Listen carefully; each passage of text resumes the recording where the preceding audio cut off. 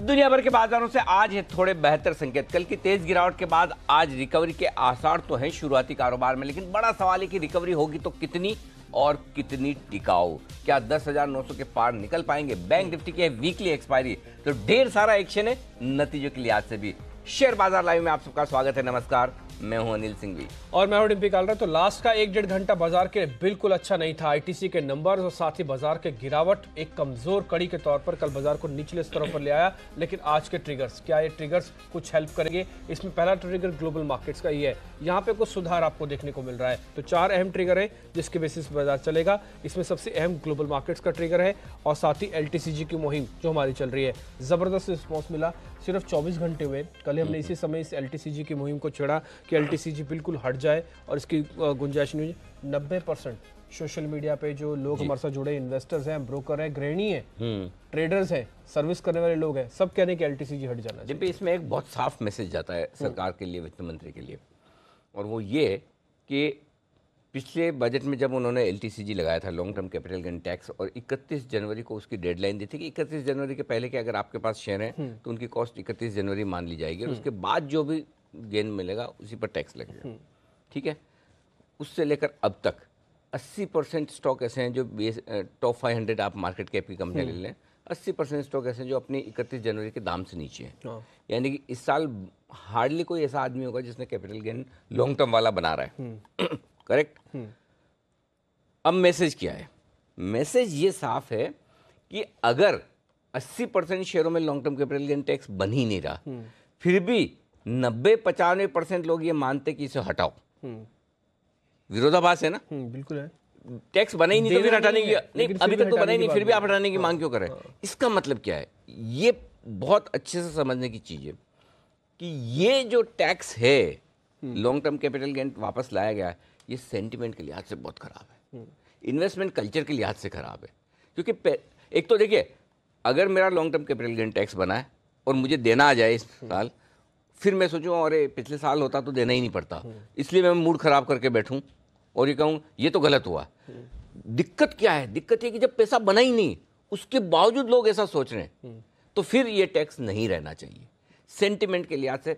देखिए, बाजार तो सेंटिमेंट पर चलता है और इस बार तो सेंटिमेंट अगर लोगों का ये है कि नहीं होना चाहिए तो बिल्कुल सही है, गलत नहीं है। क्योंकि आज नहीं तो कल बनेगा, कल नहीं तो परसों बनेगा, कभी तो पैसा बनेगा। ये सब वो लोग हैं जो बाजार पर भरोसा करते हैं, वो देश की इकोनॉमी पे भरोसा करते हैं, कैपिटल मार्केट पे भरोसा करते हैं, और जो पूंजीपतियों को पैसा चाहिए अपने कारोबार के लिए वो यही इन्वेस्टर्स देते हैं। तो ऐसे में इनका सम्मान करना चाहिए, इनकी भावनाओं का सम्मान करना चाहिए। और मेरा ये बहुत मजबूती से मानना है, पैसा बना नहीं बना उस पर मत जाइए, कितना बनेगा सरकार के लिए उस पर मत जाइए। आपके पास पैसा बढ़ाने के, टैक्स बढ़ाने के हजारों तरीके हैं, कहीं से भी कुछ भी करके आप निकाल सकते हैं। लेकिन अगर पूरा स्टॉक मार्केट, उनसे जुड़े हुए लोग, इन्वेस्टर्स ये सोचते हैं कि ये स्टेप ऐसा है जो 2 कदम पीछे ले जाने वाला है, लोगों की भावनाओं के खिलाफ है, तो सोच के इसे दुरुस्त कर लेना चाहिए। और उसमें कुछ गलत नहीं है। अगर आपने पिछले बजट में लगाया और इस बजट में हटा देंगे तो शायद और ज़्यादा लोग खुश होंगे कि चलिए कम से कम एक गलती को सुधारा है। हाँ, छवि खराब नहीं होगी, बल्कि तो छवि सुधारने का एक बेहतरीन मौका आपके पास है कि जाते जाते चुनावों में आप कम से कम एलटीसीजी जैसे इस बड़े मुद्दे को भी हटा दें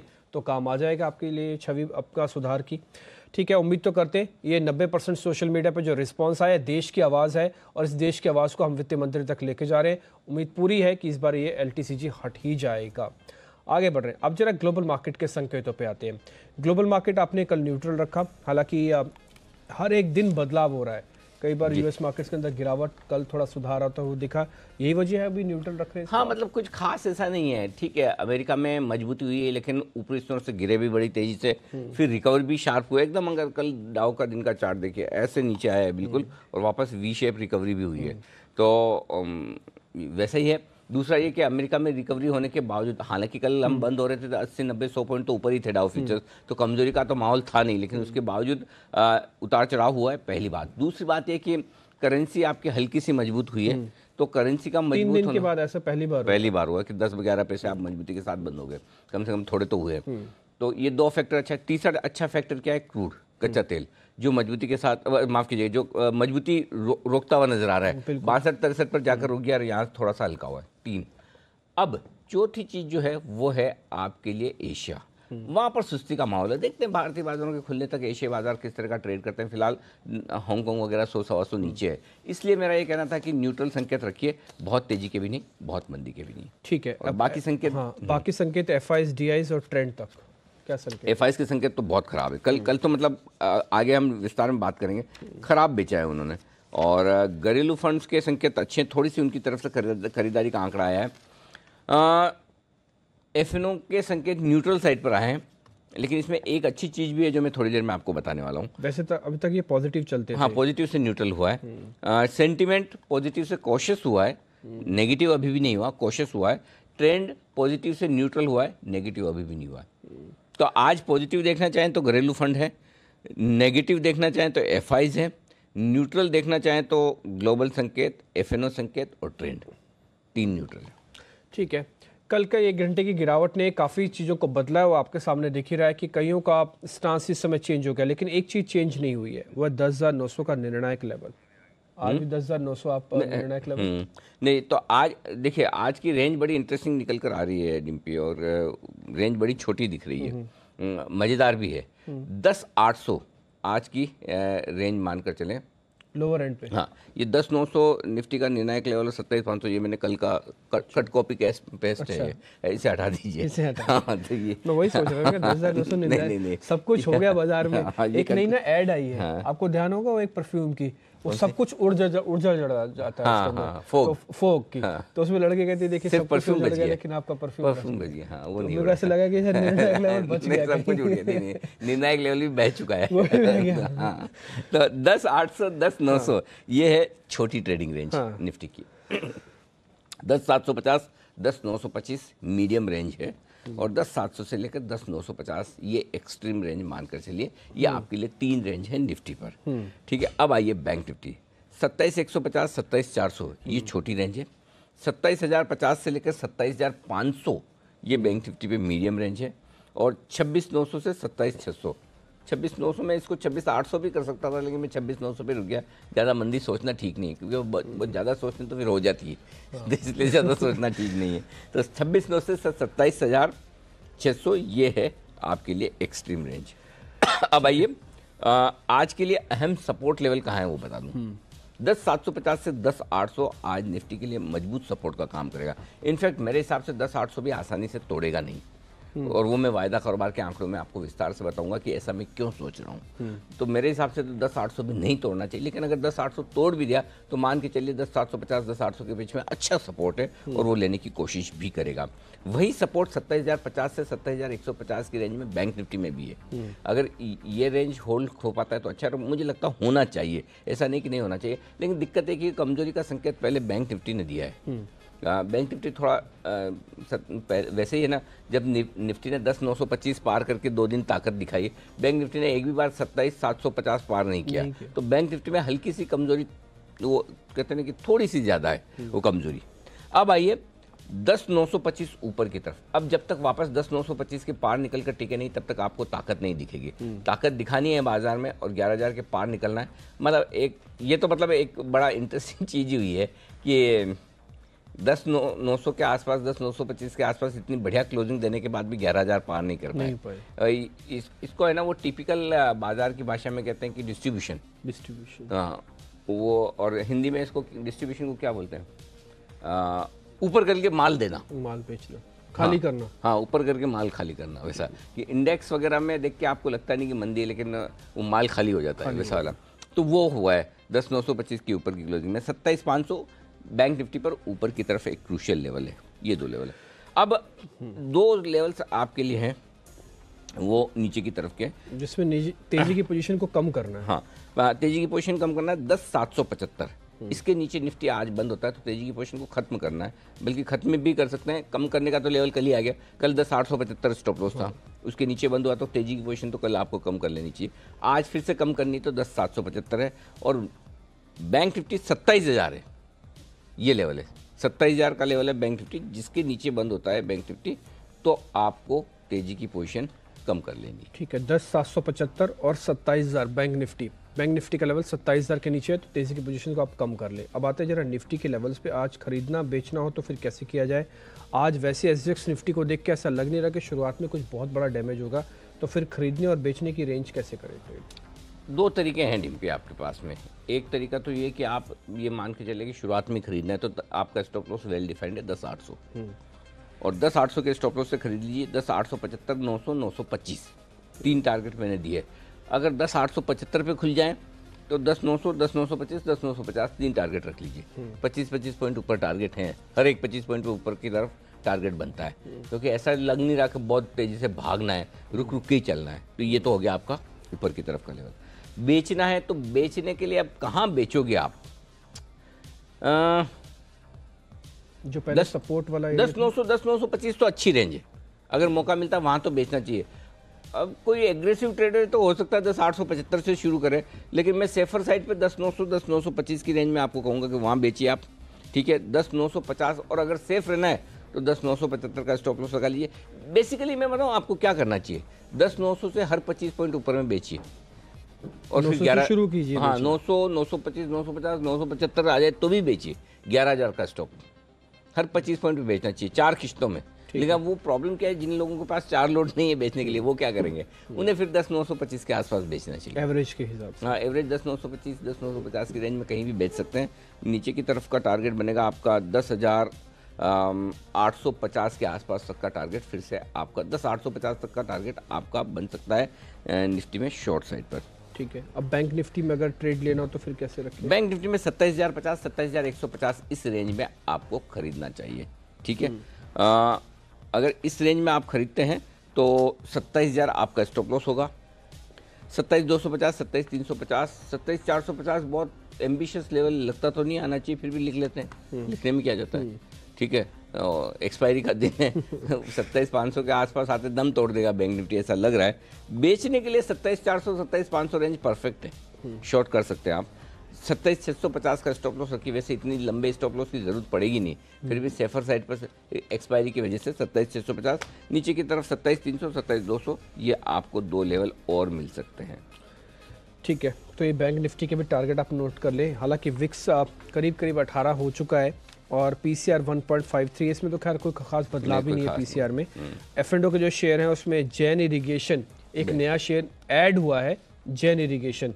हम स्टॉक्स पे जाएं उससे पहले जरा एफआईज और F&O का आंकड़ा भी एक बार नोटिस कर लें, क्योंकि आज ये जानना बड़ा ज़रूरी है। एफआईज हुआ नेगेटिव, और कल अनिल जी मार्केट को लास्ट का किसी ने भी अगर 1 घंटा देखा होगा और लगातार स्क्रीन को देखता है तो उसको सिर्फ स्क्रीन से देख के पता लग गया होगा कि कल एफआईज की तरफ से जरूर सेलिंग हुई होगी। हाँ, कल फ्री फॉल जैसी सिचुएशन हो गई थी। सारा दोष आईटीसी को नहीं दिया जा सकता, आईटीसी की तो इतनी वेटेज ही नहीं है कि 100 पॉइंट नीचे निफ्टी को ले आए। सही बात है, लेकिन कल इसलिए कल 2:30 बजे का जो कॉल था निफ्टी और बैंक निफ्टी बेचने का, वो बड़ा इंटरेस्टिंग और मज़ेदार कॉल था। तो मैं कल भी बोल रहा था कि कभी कभी कुछ कॉल देख के आपको बड़ी वो सेटिस्फेक्शन मिलती कि आपने डेटा और स्क्रीन की रीडिंग परफेक्ट की, सही की है। क्योंकि कल डाउ फीचर्स 90-100 पॉइंट ऊपर थे, रुपया मजबूत था, आईटीसी के रिजल्ट देखने में उतने बुरे नहीं लग रहे थे, स्टॉक का रिएक्शन अपनी जगह लग रहा था। जिस समय नंबर आया तो उस समय निफ्टी सिर्फ 10 पॉइंट नीचे था। तब हमने ये कहा था कि आखिरी 1 घंटे के लिए आप निफ्टी भी बेचिए और बैंक निफ्टी भी बेचिए। तो 10,825 का टारगेट दिया था, हालांकि 10,811 तक निफ्टी आया था, और बैंक निफ्टी का टारगेट 27,250 दिया था। हाँ, बंद वही हुआ, 27,180 तक नीचे आया था। तो कल वाला वो कॉल बड़ा इंटरेस्टिंग था। रोज ऐसा हो जाए तो क्या कहना, मतलब आप ट्रेंड के विपरीत जाकर जब शॉर्ट कर या लॉन्ग करते हैं और उसमें बाजार शार्प वैसा ही रिएक्शन देता है और वो भी आधा घंटे में आपका काम हो जाए, तो ये बहुत इंटरेस्टिंग चीज़ होती है। एनीवे, देखते हैं, हर रोज हो नहीं पाता, कभी कभार ही हो पाता है ऐसा। तो पॉइंट सिंपल है कि एफआईज ने कल बिकवाली दबा कर की है। 775 करोड़ के कैश में बिकवाली, सामने स्टॉक फ्यूचर्स में भी 165 करोड़ की बिकवाली है, दोनों जगह बिकवाली है। मजे की बात यह कि स्टॉक फ्यूचर्स में बिकवाली के साथ ओपन इंटरेस्ट घटा है, मतलब तेजी की पोजीशन और कम की। पिछले 2 दिनों में आपने देखा होगा, 2-3 दिनों में स्टॉक फ्यूचर्स खरीदे थे वो, तो जो लॉन्ग पोजीशन बनी थी स्टॉक फ्यूचर्स में वो एफआईज ने कम की, पॉइंट नंबर 1। अब आइए, इंडेक्स में 315 करोड़ के इंडेक्स बेचे और यहाँ पे भी ओपन इंटरेस्ट घट कर आया, यानी कि इंडेक्स में जो इनकी तेजी की पोजीशन थी वो भी उन्होंने कम की है। तो ये तो हो गया आपका एफआईज का। घरेलू फंड ने कल फिर जागे नींद में से, उन्हें लगा कि एक दिन में बिना मतलब ज़्यादा गिर गया तो थोड़ा खरीद लेते हैं। अच्छा खरीदा है, 600 करोड़ के आसपास की खरीदारी उनकी ठीक कही जाएगी। ठीक है, अब जरा F&O के बिजनेस पे आते हैं। यहाँ पे अभी आप कहते हैं कि 10,800 बहुत इंपॉर्टेंट है। अब इस रेंज के अंदर कन्वर्जन पहले 900 था, अभी घट के वापस 800 हुआ। ऐसा क्या हुआ है कल डाटा में जो 10,800 बहुत इंपॉर्टेंट हो गया? हाँ, ये सवाल अच्छा किया आपने। 10,800 पर हाईएस्ट ओपन इंटरेस्ट है जो शिफ्ट होकर थोड़ा ऊपर आया है 32 लाख शेयरों का। अब ऐसे में आपके लिए ये बड़ा इंपॉर्टेंट है कि सबसे अहम अगर आपका कोई सपोर्ट लेवल है इस वक्त तो वो 10,800 का है वायदा कारोबार के लिहाज से। तो इसलिए 10,800 को इतना आसानी से नहीं तोड़ना चाहिए, ऐसा मेरा मानना है। ये आपके लिए सबसे इंपॉर्टेंट 10,800 का लेवल इसलिए बनता है। आगे 11,000 हाईएस्ट ओपन इंटरेस्ट है। अब आप सोचिए अगले हफ्ते एक्सपायरी में आप जा रहे हैं और 200 पॉइंट की रेंज में हाईएस्ट ओपन इंटरेस्ट कम देखने को मिलता है कि 200 पॉइंट की रेंज में ही दोनों तरफ हो। 10,900 सबसे अहमियत वाला लेवल क्यों है? 10,900 के पुट में 25 लाख शेयर हैं, कॉल्स में 36 लाख शेयर हैं। अब कॉल्स में 36 लाख शेयरों में एक काम करिए, 10 लाख कम करिए, कितने बचे? 26। पुट में है 25। 10 लाख कम क्यों करवा रहा हूँ? क्योंकि 10 लाख शेयर कल ही कॉल्स में जुड़े हैं। ये सारा का सारा एडिशन कल का है, तो कल जबरदस्त कॉल राइटिंग हुई है 10,900 के कॉल्स में। तो ये जो लोग हैं जिन्होंने कल मंदी की पोजीशन बनाई, ये पूरी कोशिश आज ये करेंगे कि ऊपर जाने ना दे बाजार को। तो 10,900 के आसपास आते ही बाजार हाँफना शुरू करेगा और 10,900 10,925 पे थक जाएगा। और जो तेजी करने वाले हैं वो भी सोचेंगे चलिए बढ़िया है, आज ग्लोबल मार्केट ऊपर आए, मौका मिला है, निकल के ख़त्म करो, पोजीशन को हल्की करो। इसलिए ऊपर टिकने में आएगी परेशानी। ये है निफ्टी का डेटा। ओपन इंटरेस्ट में कोई बदलाव नहीं, प्रीमियम 12 पॉइंट से बढ़कर थोड़ी 23 पॉइंट आई है, बस उतनी ही हल्की फुल्की आप पोजीशन कम हुई है, बस उतना कह सकते हैं। ठीक है, ये एफआईज और F&O का आंकड़ा भी आपके सामने है। पुट रेशियो बता रहा है थोड़ी सी पोजीशन इस लिहाज से ओपन इंटरेस्ट दोनों तरफ से घटा है, तेजी का भी और मंदी का भी। 1.53 से 1.43 आया पुट कॉल रेशियो। ठीक है, एक और मैं बैंक निफ्टी का भी जरा F&O का आंकड़ा जानना चाहता हूँ कि बैंक निफ्टी में ऐसी क्या पोजीशंस है और ये कल 250 इतना इंपॉर्टेंट क्यों है कि उसी लेवल पे इनको क्लोज भी मिल गया?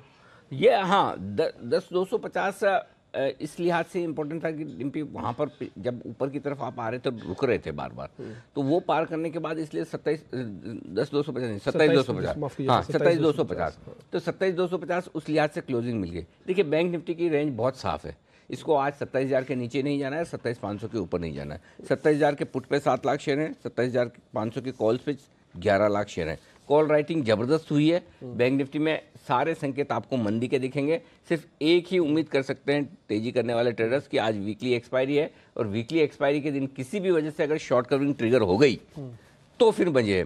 लेकिन मुझे नहीं लगता कि अब किसी भी हालत में आज 27,500 के ऊपर एक्सपायरी आपको देखने को मिलेगी जिस तरह की पोजीशन मिली। तो ये पोजीशन क्लियर कट है बैंक निफ्टी में। वहाँ पर भी ओपन इंटरेस्ट में कोई खास बदलाव नहीं, सिर्फ 11,000 शेयर जुड़े हैं। प्रीमियम जरूर बढ़कर आई, 37 पॉइंट की प्रीमियम बढ़कर 70 पॉइंट। इसका मतलब क्लियर है कि तेजी और मंदी करने वालों के लिए पैसा बनाना आसान नहीं। आप तेजी करें, बैंक निफ्टी ऊपर जाए या निफ्टी ऊपर जाए, प्रीमियम घटकर रह जाती है आधी। मंदी करें, आप सोचते हैं पैसा बनेगा और प्रीमियम नीचे आती रह जाती है, हो जाती है डबल, तो आपके आधे पैसे तो प्रीमियम ही निकल जाते हैं। समझो 50 पॉइंट आपका बैंक निफ्टी घटा और 50 पॉइंट में भी 20-25 पॉइंट का तो प्रीमियम का एडजस्टमेंट हो गया, तो फिर आप क्या कमाएंगे? बहुत मुश्किल काम। और इस सीरीज की शुरुआत से ऐसा देखने को मिल रहा है, सीरीज रही ऐसी है कि प्रीमियम एडजस्टमेंट के जरिए आपको पूरा फायदा नहीं मिल पा रहा है, चाहे वो शॉर्ट करने वाले हैं चाहे वो लॉन्ग करने वाले हैं। खैर, ये आपका आंकड़ा हमने आपके सामने रखा जिसमें इंस्टीट्यूशंस के आंकड़े रहे हैं। ये कहा जा सकता है कि कल ITC को दोष नहीं दिया जाए बल्कि इंस्टीट्यूशनल सेलिंग को दोष दिया जा सकता है, जिसने एक तेजी से बाजार को कल सेल ऑफ मोड में लेके आ गए हैं। अब सीधा स्टॉक्स की बात करेंगे। स्टॉक्स में 2 हिस्से हैं, पहला एक तो स्टॉक ऑफ द डे और हमारी सीरीज का आज का हीरो वाला शेयर, लेकिन उससे ठीक पहले रिजल्ट्स का एनालिसिस भी करते हैं। कल बहुत सारे नंबर्स आए तो इससे रिजल्ट्स एनालिसिस आते हैं और सबसे पहले सबसे बहुचर्चित शेयर जो सबकी नज़र में रहता है वह है यूनाइटेड स्पिरिट्स। इसके अंदर इस नंबर्स को कैसे देखें? हालांकि जो अनुमान था, अनुमान से थोड़े नंबर प्रॉफिट भी कम रहा, थोड़े मार्जिन्स भी कम रहे हैं, लेकिन ये शेयर टूटेगा क्या आज? नहीं, तो ये सबसे बहुचर्चित क्यों है? इसमें ऐसा बहुचर्चित जैसा क्या है? क्योंकि ये लाइफस्टाइल प्रोडक्ट है जी, और लाइफस्टाइल से सब लोग कनेक्टेड हैं। अच्छा, सब लोग नहीं है? हाँ, आप भी नहीं है कनेक्टेड? नहीं, मतलब हमारे कनेक्शन के साथ सब लोगों का कनेक्शन है, तो इसलिए बहुचर्चित के इसको हमने समझा। बहुचर्चित तो है, बहुचर्चित तो होने की एक ही वजह है कि कोई दिन ऐसा गया नहीं आज तक डिम्पी जी ने शो किया और इसकी चर्चा नहीं की हो, इसलिए हो ही जाती है घूम फिर के। हाँ, हो ही जाती है। और आज तो सबसे पहले ये देखो, मौका मिलना चाहिए पहले मौके में कि चलो सबसे पहले शुरुआत इसी से की जाए। नंबर्स खराब है डिम्पी जी, क्यों खराब है? क्या ऐसा क्या हो गया?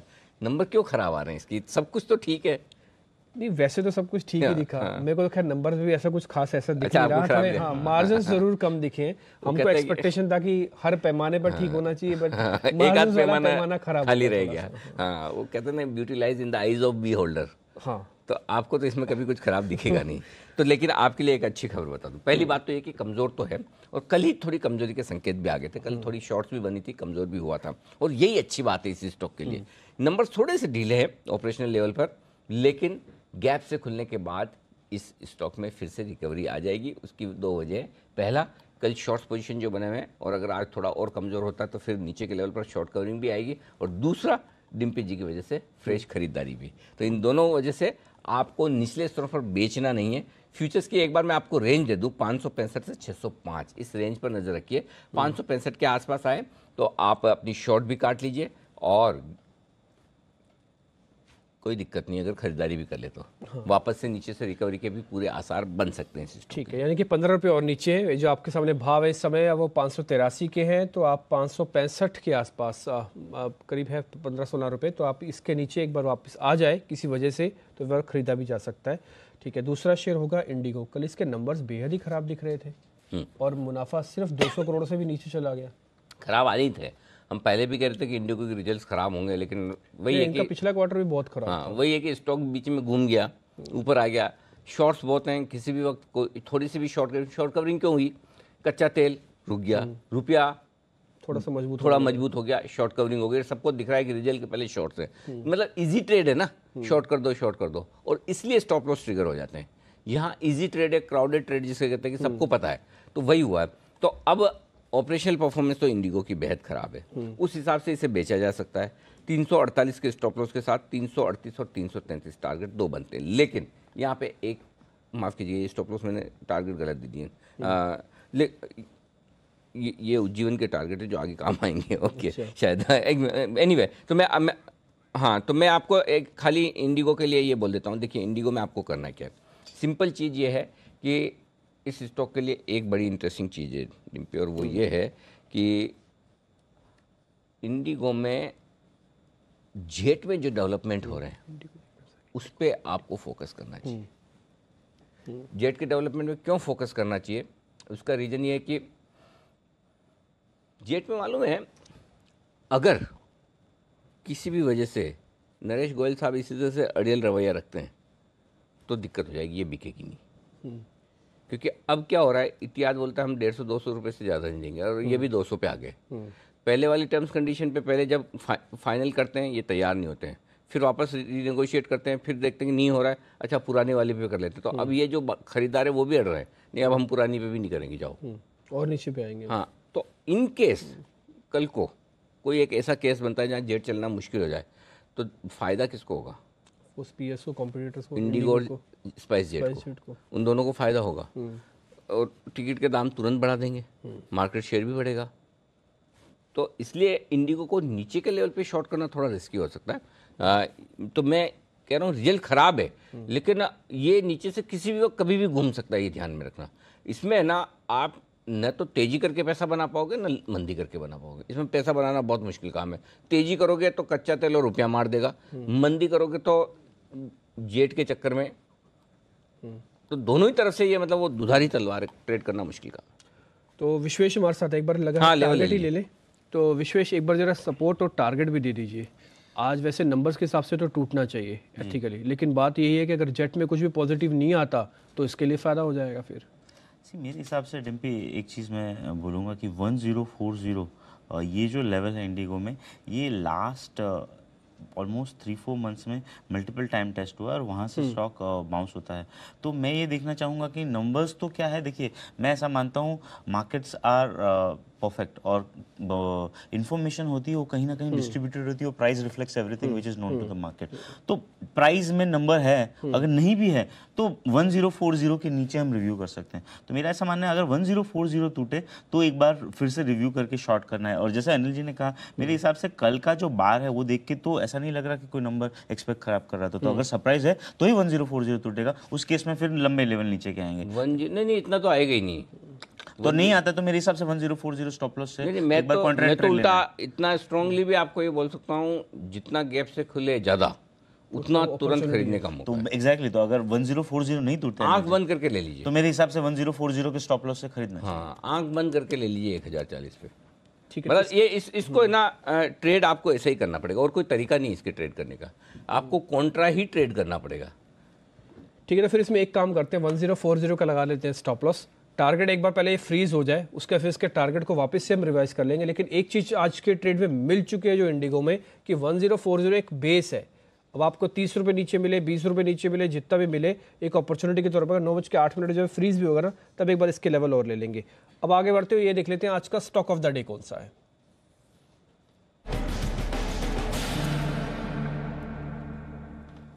तो आज का stock of the day, stock of the day रखा है मैंने आज, विश्वेश जी है, अच्छा, विश्वेश जी का सम्मान करते हुए उज्जीवन।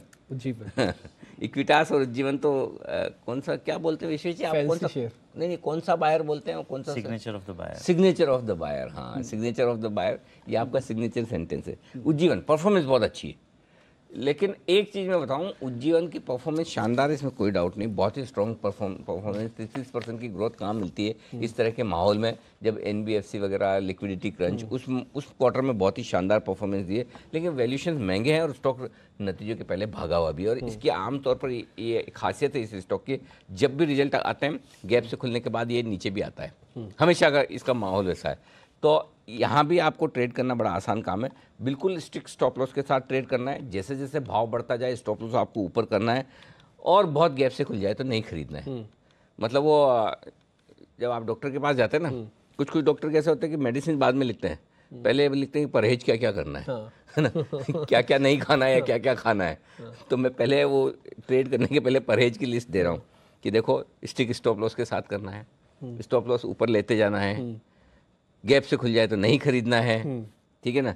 ये सारी चीज़ें पहले ध्यान में रख लो, उसके बाद भी आपका मन कर ले कि नहीं करना ही है, तो फिर दवा है ये आपके लिए। 280 का स्टॉप लॉस है, 292, 300, 305 यहाँ तक ऊपर जाने की कोशिश कर सकता है। समझिए 292 हो गया तो स्टॉप लॉस 285 का कर लीजिए, समझिए 300 हो गया तो स्टॉप लॉस 292 कर लीजिए, ऐसा मतलब ट्रेल करते जाइए, और 300 हो जाए तो निकल ही जाइए, फिर इतना ऊपर खुलने के बाद तो फिर ज़्यादा इतना लालच करना ठीक भी नहीं। तो ये स्टॉक ऑफ द डे। ठीक है, तो ये आज का स्टॉक ऑफ द डे है। उज्जीवन के फ्यूचर्स के सारे लेवल्स हैं, इसलिए आप जल्दी से नोट भी कर लीजिए। 292, 300, 305 और 280 का एक स्टॉप लॉस है, उज्जीवन फाइनेंस के फ्यूचर्स के लेवल से।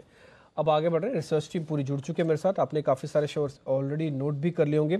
रजत, आपको अब ये बताने वाले हैं कि जो कल नंबर्स आए हैं वो नंबर्स कैसे रहे, और कुछ नतीजे आ जाने वाले उसके आपको नाम भी बता देंगे। दीपाली आपको खबर वाले शेयर, दिवांशी आपको ब्रोकिंग हाउसेस की रिपोर्ट बताने वाली है। रजत, आप ही करिए शुरुआत। बिल्कुल, जो रिजल्ट्स आने वाले हैं उसमें निफ्टी पे हम ट्रैक कर रहे हैं येस बैंक और साथ साथ अल्ट्राटेक सीमेंट, ये दोनों ही कंपनियां अपने नतीजे जारी करेंगी, कंपनियों पे असर और साथ साथ निफ्टी पे असर देखने को मिलेगा। इसके अलावा एफएनओ सेगमेंट में बायोकॉन के नतीजे आ जाने हैं, एफएमसीजी मेजर कोलगेट अपने नतीजे पेश करने जा रहा है, पीवीआर और पीएनबी हाउसिंग जैसी कंपनियां जो होंगी उनके नतीजे आने हैं, और रिलायंस स्पार के नतीजे भी आज के ट्रेडिंग सेशन में ही आएंगे। साथ ही साथ जहां पर कैश सेगमेंट में अन्य कंपनियां हैं उसमें जी मीडिया, एम्फेसिस, एनआईटी लिमिटेड, ये कुछ ऐसी कंपनियां जिनके नतीजे आज आएंगे, और साथ साथ एफएमसीजी में ज्योति लैब्स भी आज अपने नतीजे पेश करने जा रही है, फाइजर, इकरा के नतीजों पे और स्टरलाइट टेक के नतीजों पे भी नजर रहेगी। लेकिन जो नतीजे आ गए हैं उसमें रिलायंस कम्युनिकेशन इंटरेस्टिंग है, तिमाही दर तिमाही आधार पर अगर नतीजे देखें तो 1141 करोड़ से मुनाफा जो था वो घटकर घाटा हुआ है, अब 238 करोड़ का घाटा इस कंपनी ने पोस्ट किया है। लेकिन इसमें अगर आप एबिटा देखें तो 145 करोड़ का 101 से घटकर 104 करोड़ की फिगर यहाँ पर कंपनी ने रिपोर्ट की है। साथ ही साथ आय जो है उसमें इजाफा देखने को मिला है, लेकिन एबिटा, मैं फिर से बता दूं, एबिटा की जो फिगर है वहां पर आज नजर रखनी होगी, वहां पर 145 करोड़ से 104 करोड़ की फिगर इस कंपनी ने रिपोर्ट करी। भारतीय इंफ्राटेल एक और कंपनी जहां पर कंसोलिडेटेड बेसिस पर मुनाफा जो है 585 करोड़ से बढ़कर 648 करोड़ आया है, इन लाइन विद एस्टिमेट्स। हमारा अनुमान से थोड़े से बेटर साइड पे रिजल्ट जो है भारतीय इंफ्राटेल के बनते हुए नजर आ रहे हैं, क्योंकि एबिटा जो है तिमाही आधार पर 0.5% की ग्रोथ दिखाकर गया है। हालांकि आय जो है वहां पर गिरावट देखने को मिली है, लेकिन मुनाफे की फिगर और एबिटा की फिगर तिमाही दर तिमाही आधार पर ठीक है। जेएम फाइनेंशियल एक और कंपनी जिसमें जो मुनाफा है उसमें गिरावट देखने को मिली है, 157 करोड़ से घटकर 137 करोड़। आय इनकी जरूर बढ़ गई लेकिन मुनाफे पे दबाव देखने को मिला है, तो नतीजे अच्छे नहीं हैं।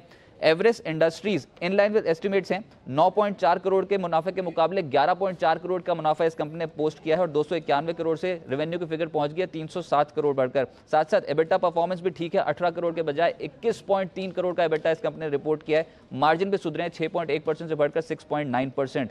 नवीन फ्लोरिन नतीजे कमजोर हैं, 47.6 करोड़ के मुनाफे के मुकाबले 38.7 करोड़ का मुनाफा इस कंपनी ने पोस्ट किया है। आय में बढ़ोतरी देखने को मिली है, 226 करोड़ के फिगर वर्सेस 221 करोड़, लेकिन यहाँ पर मुनाफे के फिगर में गिरावट देखने को मिली है। और तनला सॉल्यूशंस यहाँ पर इंपैक्ट पड़ सकता है। कंसोलिडेटेड बेसिस पे मुनाफा जो 3.6 करोड़ से बढ़कर 10 करोड़ के फिगर तनला सॉल्यूशंस में रिपोर्ट करी है।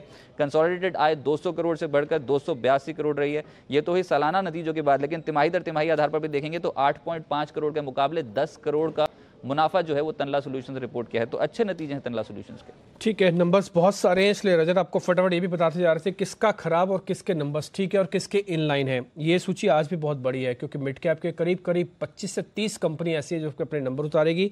F&O की 5 कंपनियां, निफ्टी की 2 कंपनियों के आज नतीजे और आने वाले हैं। दीपाली से जान लेते हैं आज की खबरों वाले शेयर। दीपाली बताएं आप।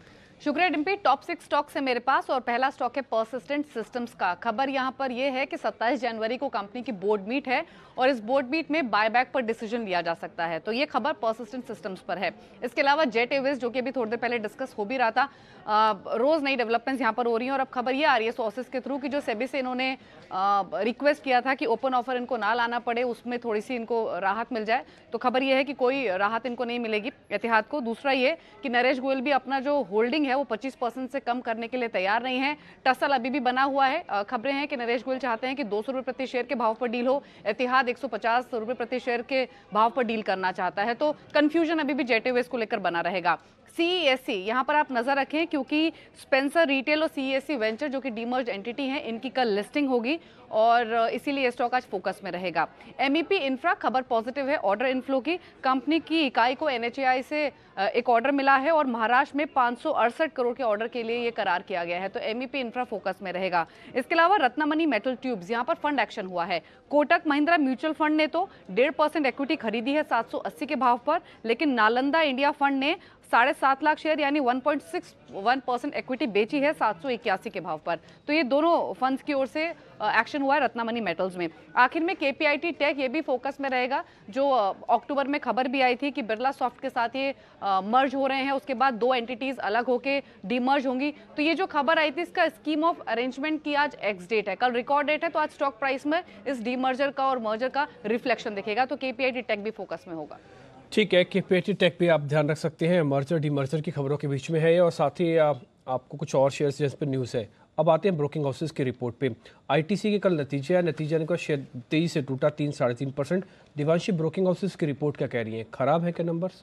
नहीं, ब्रोकिंग हाउसेस ये मान के चल रहे हैं कि जिस तरह से लगातार तीसरी तिमाही में जो सिगरेट के वॉल्यूम्स लगातार बढ़ रहे हैं, उसका जो फायदा है वो ITC को अब मिलता हुआ दिखेगा। इसके अलावा ये भी मान रहे हैं कि FMCG का जो वॉल्यूम ग्रोथ है वो बहुत ज़्यादा सरप्राइजिंग नहीं है, अनुमान के मुताबिक ही आता हुआ दिखा था। और इसके साथ ही जो सिगरेट की जो आय है वो काफ़ी बढ़ रही है, जो आने वाले क्वार्टर्स में भी यहाँ पे बढ़ने की उम्मीद बनाई जा रही है। CLSA यहाँ पे खरीदारी की राय दे रहे हैं, 400 तक के लक्ष्य दे रहे हैं। साथ ही मॉर्गन स्टैनली, क्रेडिट स्विस भी इसके ऊपर ओवरवेट हैं और 320 और 360 तक के लक्ष्य यहाँ पे सुझा रहे हैं। तो इन ऑल 300 के लेवल्स के ऊपर या 350 के लेवल्स के आसपास ही लक्ष्य आते हुए दिख रहे हैं ITC पर। इसके अलावा इंटरग्लोब एविएशन पर ब्रोकरेज हाउसेस खुश हैं, जिस तरह से यहाँ पे यील्ड्स बढ़ रही हैं इंटरग्लोब एविएशन की, वो पॉजिटिव है रिजल्ट्स में। और साथ ही वो ये मान के चल रहे हैं कि आगे चल के जो अपॉर्चुनिटी है मार्केट में वो ज़्यादा उनको दिख रही है, जिसके चलते वो पॉजिटिव है। मॉर्गन स्टैनली सबसे ज़्यादा पॉजिटिव है और लक्ष्य सबसे ज़्यादा है उनके, 1311 तक के लक्ष्य वो सुझा रहे हैं। और JP मॉर्गन 940, साथ ही क्रेडिट स्विस लगभग 1075 तक के लक्ष्य सुझा रहे हैं। भारतीय इंफ्राटेल पर भी यहाँ पे जिस तरह से नतीजे आए हैं, 3 चीज़ें उनको सबसे ज़्यादा पसंद है। एक, जिस तरह से रेंट पर ऑपरेटर यहाँ पे बढ़ रहा है या जो रेंटल इनकम यहाँ पे कंपनी की बढ़ रही है वो बहुत ज़्यादा पॉजिटिव है। कॉस्ट कंट्रोल्स जो कंपनी अब लगा रही है उससे मार्जिन्स को काफ़ी सहारा मिलता हुआ दिख रहा है। आगे चलते रेंटल रेवेन्यू के जो अनुमान है वो बढ़ सकते हैं ब्रोकरेज हाउसेस की तरफ से। CLSA ने 315 तक के लक्ष्य वो दिए हैं। सिटी ने 310 तक के लक्ष्य दिए और साथ ही यूबीएस ने 355 तक के लक्ष्य यहाँ पे भारतीय इंफ्राटेल पर दिए हैं। यूनाइटेड स्पिरिट्स पर मैक्वारी पॉजिटिव है और ये मान के चल रहे हैं कि यहाँ पे जो मार्जिन है वो थोड़े डिसअपॉइंटिंग थे और ग्रॉस मार्जिन यहाँ पे काफ़ी कम होते हुए दिख रहे हैं। इसके अलावा विज्ञापन खर्च आगे जाके बढ़ सकता है जिसकी एक नेगेटिव असर यहाँ पे हो सकती है। और मॉर्गन स्टैनली भी ओवरवेट है, 700 तक के लक्ष्य वो सुझा रहे हैं। ओबरॉय रियल्टी आज इंटरेस्टिंग स्टॉक होगा क्योंकि CLSA ने यहाँ पे काफ़ी टाइम बाद एक रियल एस्टेट सेगमेंट में एक स्टॉक पर लक्ष्य बढ़ाए हैं। ओबरॉय रियल्टी 481 से बढ़ाकर 543 तक के लक्ष्य वो सुझा रहे हैं और मान रहे हैं कि यहाँ पे जो नए लॉन्चेस हैं वो थोड़े से डिले होते हुए दिख रहे हैं, लेकिन बैलेंस शीट काफ़ी स्ट्रांग है कंपनी की, एग्जीक्यूशन काफ़ी स्ट्रांग है, तो इसके चलते बहुत ज़्यादा पॉजिटिविटी उनको ओबरॉय रियल्टी में दिख रही है। और आखिर में उज्जीवन पर मैक्वारी ने अपने लक्ष्य बढ़ा दिए हैं और उन्होंने 350 तक के लक्ष्य दिए जो पहले 290 के थे। आउट परफॉर्मेंस की रेटिंग है और ये मान के चल रहे हैं कि यहाँ पे भी नतीजे थोड़े सुधरते हुए दिख रहे हैं। ठीक है, CLSA की रिपोर्ट्स थोड़ी ज़्यादा भी हैं और ओबरॉय रियल्टी पे भी उन्होंने कहा है कि यहाँ पे और तेज़ी आ सकती है। कल सिद्धार्थ सडानी भी इसी के शेयर के बारे में बातचीत कर रहे थे। भारतीय इंफ्राटेल उनको ठीक लग रहा है। ITC को लेकर किसी भी ब्रोकिंग हाउसेस ने अपने लक्ष्य को कुछ ज़्यादा डिफर नहीं किया, बल्कि वो सबके सब रिपोर्ट्स 300, 320 और 400 तक की रिपोर्ट्स भी कह रहे हैं। CLSA सबसे बड़ी रिपोर्ट है 400 के टारगेट के साथ। आज के मेहमान इस बीच हमारे साथ जुड़ चुके हैं, मेहमानों से चर्चा करूं, लेकिन इस बीच एक जो डेवलपमेंट कल हुई है वो बजट के रिगार्डिंग हुई है कि वित्त मंत्री के तौर पर अरुण जेटली अब वो बजट पेश नहीं करने वाले हैं, पीयूष गोयल साहब रहेंगे। कितना फ़र्क पड़ेगा इस खबर का? मुझे लगता है कि बहुत ज़्यादा फर्क पड़ेगा क्योंकि वो कहते हैं कि हलवा सेरेमनी होती है ना, उसके बाद बजट प्रिंट होना शुरू हो जाते हैं। वो हो चुकी 3 दिन पहले, ठीक है। तो उन्हें पेश करना है, बनाना नहीं है। बनाने में और पेश करने में फ़र्क है। तो पेश करने के लिहाज से पीयूष गोयल जी करेंगे तो आई डोंट थिंक कोई लास्ट मोमेंट पे कोई हार्डली वैसे चेंज होते हैं, और वैसे भी ये तो इंटरिम बजट है, तो इसलिए मुझे नहीं लगता कि इसमें बहुत ज़्यादा कोई ऐसा दिमाग लगाने की ज़रूरत है कि कुछ पीयूष गोयल जी बड़े बदलाव करेंगे, ये करेंगे। कुछ नहीं होगा, बजट वही आएगा जो बन चुका है। ठीक है, तो ये एक आउटलुक और था। अब अगर आप पीयूष गोयल को इस सेरेमनी के तौर पर देख पा रहे हैं तो अब आगे बढ़ते हैं। आज के मेहमान हमारे साथ इस पर जुड़ चुके हैं। राकेश जी हैं आज, और दिल्ली स्टूडियो से विश्वेश हमारे साथ मुंबई से हैं। विकास सेठी जी भी हमारे साथ जुड़े हैं आज, वो हमको बताएंगे कुछ बेहतरीन इन्वेस्टमेंट कॉल्स। तो सेठी साहब, आपसे मैं शुरुआत कर रहा हूँ। Good morning. कल तो मार्केट के अंदर थोड़ा सेल ऑफ आया, लेकिन आपकी जो कॉल्स होती है ना, होती तो इन्वेस्टमेंट की है, लेकिन उसका असर केवल 24 घंटे में बड़ा ज़ोरदार होता है। ये हम कई बार देख चुके हैं, तो इसलिए आप अपनी कॉल्स के साथ ही शुरुआत कीजिए। हैं इन्वेस्टमेंट की, बट इंट्राडे के लिए भी सोचा समझा जा सकता है। सर, आपकी कॉल्स। बिल्कुल डिम्पी, गुड मॉर्निंग। और गुड मॉर्निंग अनिल जी। देखिए, जो स्टॉक्स मैंने आज चूज किए हैं, हालांकि वो इन्वेस्टमेंट के लिए तो बिल्कुल अच्छे हैं ही, बट मुझे लगता है जिस तरह का मोमेंटम, जिस तरह का price volume action in stocks में देखा गया, मुझे लगता है from a trading point of view भी उनको कंसिडर किया जा सकता है। तो जो पहला स्टॉक है वो कल काफ़ी पिटा है। स्टॉक का नाम है ITC, जिसकी थोड़ी देर पहले भी चर्चा हो रही थी। मुझे लगता है जो नतीजे आए थे वो उतने खराब नहीं थे जितना स्टॉक प्राइस ने एक नेगेटिव रिएक्शन दिया है। तो मुझे लगता है आज चूंकि बाजार में सेंटिमेंट्स पॉजिटिव है, ITC में एक अच्छी रिकवरी होनी चाहिए। मैं एक्सपेक्ट करता हूं कि आज इंट्राडे में we could see levels of 290 rupees on ITC, तो ITC में खरीदारी करने की सलाह है। दूसरा स्टॉक भी एक कॉन्ट्राबेट है। कल स्टॉक 11-12% टूटा था, ICICI प्रू लाइफ इंश्योरेंस का। ये कंपनी के भी नतीजे खराब आने के बाद स्टॉक टूटा, बट जितना टूटा वो अनवारंटेड है। मुझे लगता है ये स्टॉक भी आज एक रिकवर होना चाहिए। ये जो लाइफ इंश्योरेंस वाला सेक्टर मुझे अच्छा लगता है, और चूंकि हम बजट वाले वीक में है, मुझे लगता है बजट भी एक हेल्थ इंश्योरेंस के लिए पॉजिटिव रहना चाहिए। तो उसको देखते हुए मुझे लगता है इन बीटन डाउन लेवल्स पे ICICI प्रू लाइफ को भी खरीदना चाहिए। तीसरा स्टॉक वापस एक हॉस्पिटल सेक्टर से पिक किया है, अपोलो हॉस्पिटल। मुझे लगता है स्टॉक में कल एक अच्छा खासा स्ट्रेंथ देखा गया खराब बाजार के बावजूद, और मुझे लगता है आने वाला बजट, जैसे मैंने जिक्र किया, हेल्थ इंश्योरेंस के लिए बिल्कुल पॉजिटिव रहेगा, तो उसका एक पॉजिटिव इंपैक्ट हॉस्पिटल स्टॉक्स में देखा जाना चाहिए। और चूंकि अब और कोई विकल्प नहीं है, तो Apollo hospital should continue to do well. चौथा स्टॉक है रेमंड, जिसके कल नतीजे आए, नतीजे अच्छे थे, खास करके मार्जिन में अच्छा खासा इंप्रूवमेंट देखने को मिला। और चूंकि ये कंपनी भी टेक्सटाइल सेक्टर से है, जो कि एक एम्प्लॉयमेंट जनरेटिंग सेक्टर है, तो मुझे लगता है वापस से बजट पे ध्यान रखते हुए मुझे लगता है textile could be also sector which could benefit out of this budget, तो रेमंड पे खरीदारी करने की सलाह है। और पांचवा मेरा पसंदीदा शेयर, जो कि कैसे कैसे करके मेरे जिस दिन मैं आपके शो पे आता हूँ उस दिन ये इस पे एक पॉजिटिव ट्रिगर आ जाता है। स्टॉक का नाम है PVR। इसके आज नतीजे आने वाले हैं, नतीजे मुझे लगता है अच्छे रहेंगे। और दूसरा, जिस तरह से जो अभी हाल ही में उरी को सफलता मिली है बॉक्स ऑफिस में, और जो कल मनी करने का भी रिलीज हो रही है और ये एक बहुत अच्छा माहौल रहेगा 26 जनवरी जो अपना रिपब्लिक डे है उस समय एक पेट्रियोटिक फीलिंग्स की वजह से मुझे लगता है मनी करने का ऑल्सो शुड डू वेल।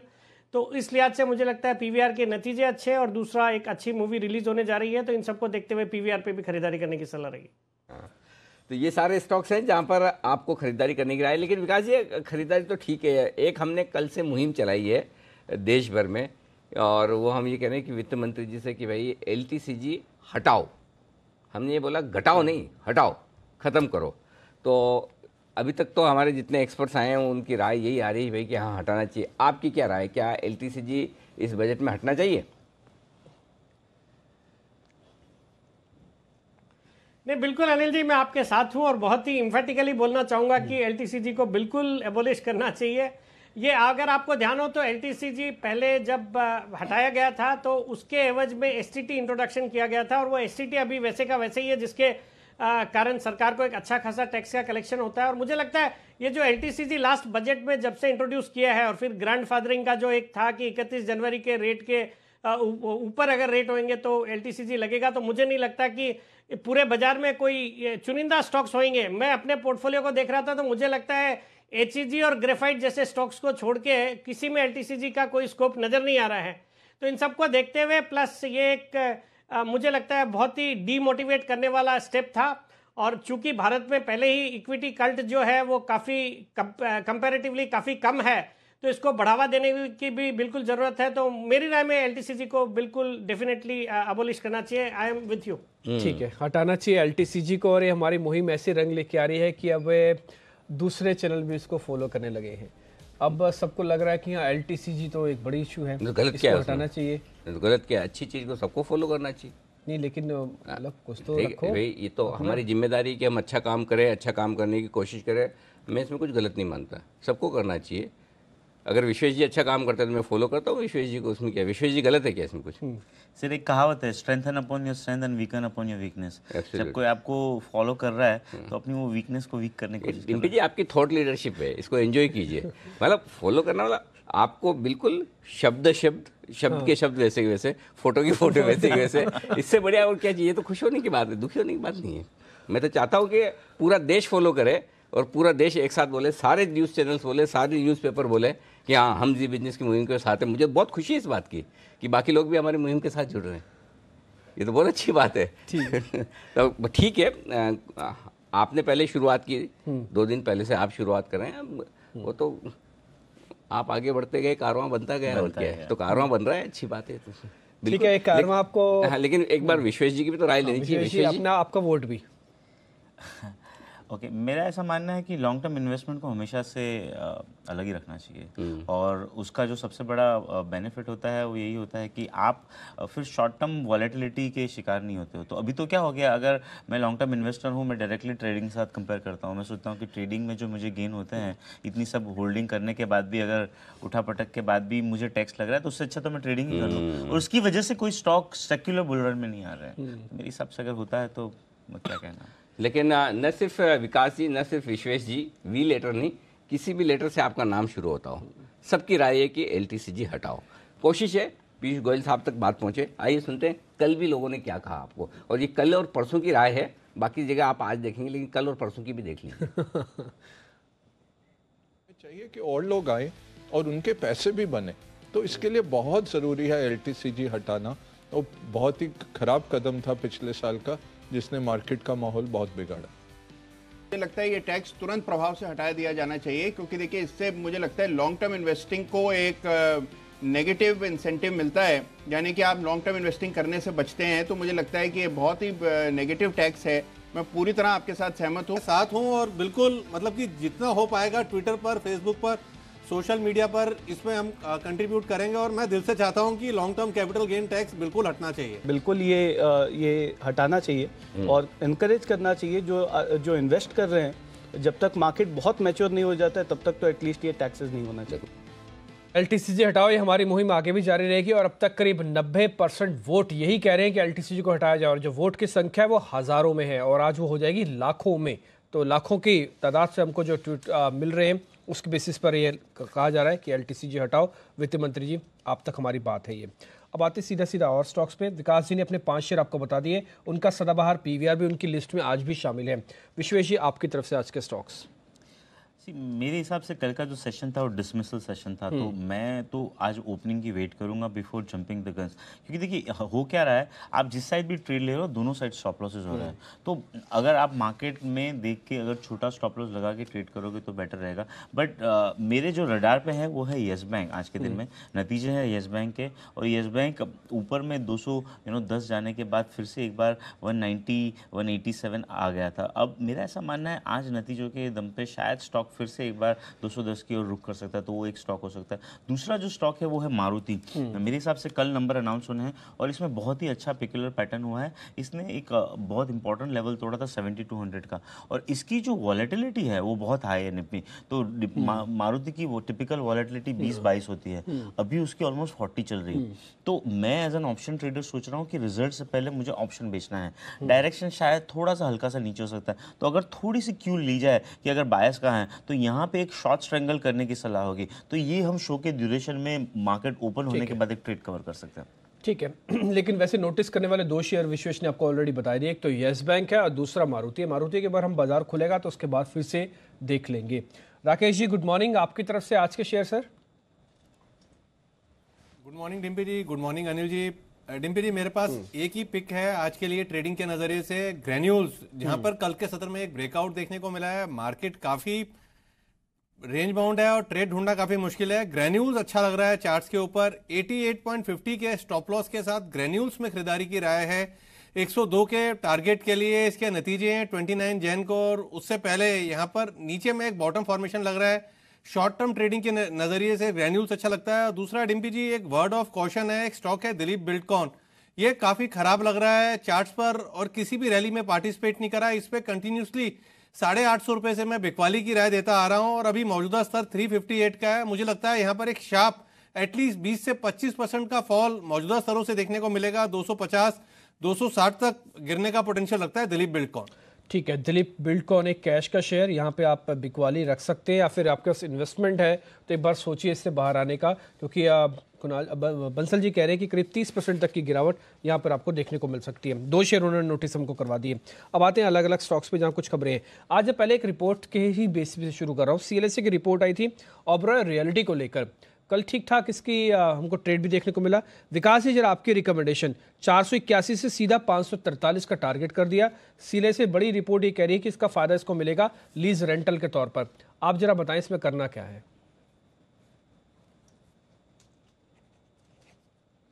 देखिए, Oberoi realty with in the realty space एक अच्छा स्टॉक है। हालांकि नतीजे उतने एनकरेजिंग नहीं है, बट मुझे लगता है कि ये स्टॉक अगर आपका मीडियम से लंबी अवधि का नजरिया है, और मुझे लगता है ये जो साल रहेगा यहाँ पे रियल एस्टेट सेक्टर को भी एक पॉजिटिव तरीके से देखा जाना चाहिए। तो मुझे लगता है विद इन द स्पेस एक अच्छा स्टॉक है और इसमें एक लंबी अवधि के निवेशकों के लिए बिल्कुल बने रहने की सलाह रहेगी। ठीक है, इस बीच कुछ और नंबर्स जिसके बेसिस पर आज ट्रेड लिया जाए। एक नवीन फ्लोरिन, इसके वीक नंबर रहे हैं, तो एक बार बंसल जी नवीन फ्लोरिन देखिए जरा, इसके नंबर्स तो कमजोर है। आज अपॉर्चुनिटी एक बार शुरुआत में शॉर्ट करने के लिए होगा इंट्राडे काम बस। देखिए डिम्पी जी, ऑलरेडी ये स्टॉक करेक्शन में चल रहा है, रुझान नेगेटिव है, और इंट्राडे में ये स्टॉक देखे तो नेक्स्ट सपोर्ट इसका अराउंड 640 645 तक आता है नवीन फ्लोरो का, और यहाँ तक शॉर्ट टर्म में गिरने का पोटेंशियल रखता है। और जिस तरीके का टेक्निकल रुझान है, एज ऑफ नाउ कोई पैटर्न नहीं है कि किसी तरह की बॉटम फिशिंग करने की जल्दबाजी की जाए। खरीदारी के लिए तो बिल्कुल अवॉइड करना चाहिए, उछाल पे बिकवाली की राय रहेगी। ठीक है, इसके अलावा एक और शेयर है परसिस्टेंट सिस्टम, क्योंकि इसकी एक बैठक होने वाली 27 तारीख को बोर्ड की बैठक, और बायबैक पे कर रही है विचार। एक बार विशेष जरा परसिस्टेंट को आप देखिए, परसिस्टेंट सिस्टम, इसमें क्या किया जाए। 544 पे कल हुआ बंद।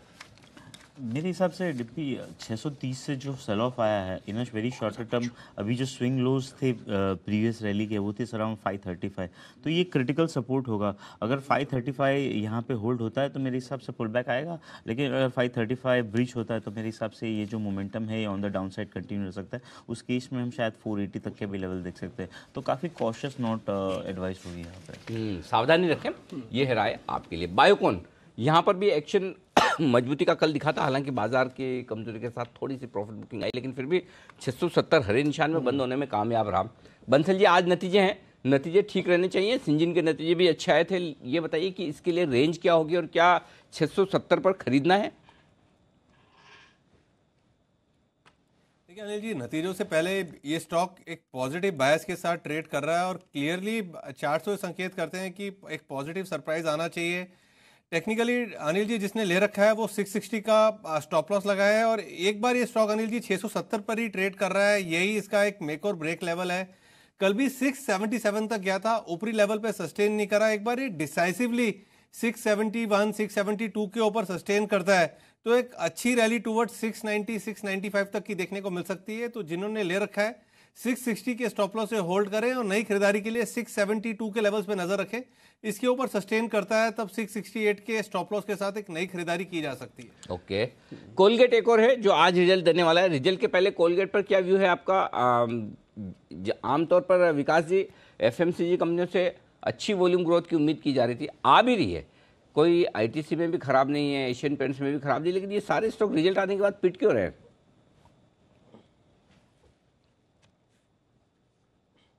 बिल्कुल अनिल जी, ये जो स्टॉक्स है देखिए, एचयूएल के नतीजे भी अच्छे थे, आईटीसी के भी नतीजे अच्छे थे, बट जो स्टॉक प्राइस का परफॉर्मेंस है वो नतीजे के बाद दोनों स्टॉक में हमने गिरावट देखी है। मुझे लगता है कोलगेट के भी नतीजों के लिहाज से नतीजे अच्छे रहने चाहिए, बट चूंकि ये जो सेक्टर है ऑलरेडी सबके बाई लिस्ट में पहले से था और काफ़ी खरीदारी हो चुकी है, तो मुझे लगता है रिजल्ट्स के बाद एक प्रॉफिट बुकिंग आती है और वही कारण है कि इन स्टॉक्स में एक गिरावट देखी जाती है इवेंट के बाद।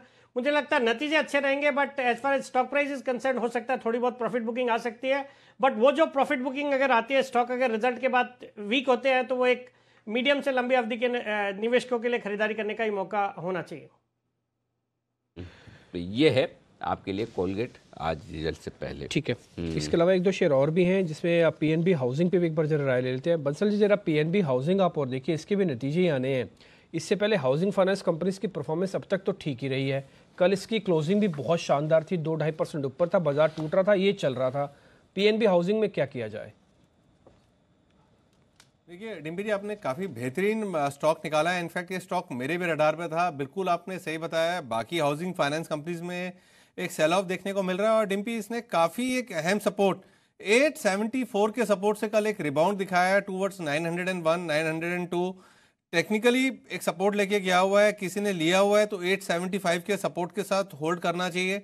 एंड डिम्पी देखना ये है कि ये स्टॉक 910 912 के लेवल तोड़ता है कि नहीं तोड़ता।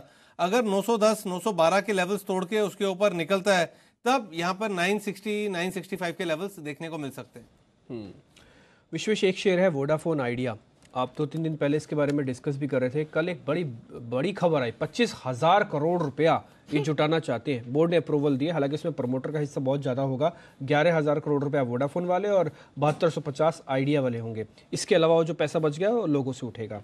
ये खबर के हिसाब से कितने इंपॉर्टेंस है? कुछ कल बेस बना, कल ये वैसे हर निशान में बंद हुआ है। देखिए 32 पे इसका एक स्विंग लो था, लास्ट टाइम हमने अटेम्प्ट की थी 37 पे बाय देने की, ₹1 का स्टॉप लॉस था 36 का, वो ट्रिगर हो गया था। लेकिन ये जो मोमेंटम था स्टॉक में वो डेफिनेटली था और मेरे हिसाब से जियो का जो रिजल्ट आया उसके बाद में स्टॉक में सेल ऑफ आया था, लेकिन स्टॉक ने कहीं ना कहीं थर्ड टाइम, इनफैक्ट मैं आपको बताऊंगा अक्टूबर 2018 से थर्ड टाइम स्टॉक 32 की रेंज में गया और वहाँ से पुल बैक आ रहा है। तो मेरे हिसाब से मीडियम टर्म पर्सपेक्टिव से स्टॉक में अनिल जी से कहते हैं अब यहाँ पे बिकवाली तो नहीं बनती है, ठीक है। अब खरीदारी के पॉइंट ऑफ व्यू से अगर आप बात करें तो मेरे हिसाब से थोड़ा सा स्टेबल हो जाना चाहिए और अगर आप खरीदारी भी करते हो तो आपको कैश में करनी है, क्योंकि फ्यूचर में 12,000 का लॉट है और बहुत जोर से गिरता है तो आपको नुकसान हो जाता है। कैश में मेरे हिसाब से 32 रुपए के स्टॉप लॉस से आप एक बार होल्ड कर सकते हो। कहीं ना कहीं मेरा ऐसा मानना है स्टॉक में कॉन्ट्रेंड मूव आ सकता है। इसमें तो कैश में करनी चाहिए, 35 रुपए की तो डिलीवरी ले ही सकते हो। वही तो बता रहा हूँ। हाँ, क्यों फालतू में बड़े बड़े लोट लेके लोटपोट हो जाएंगे, मतलब नहीं कुछ। और होता क्या, लॉस बुक होता नहीं उनसे। हम तो ₹1 का स्टॉप लॉस बताते हैं, वो खड़े रह जाते हैं, दिक्कत हो जाती है। चलिए, तो ये है वोडाफोन आइडिया पर आपके लिए राय।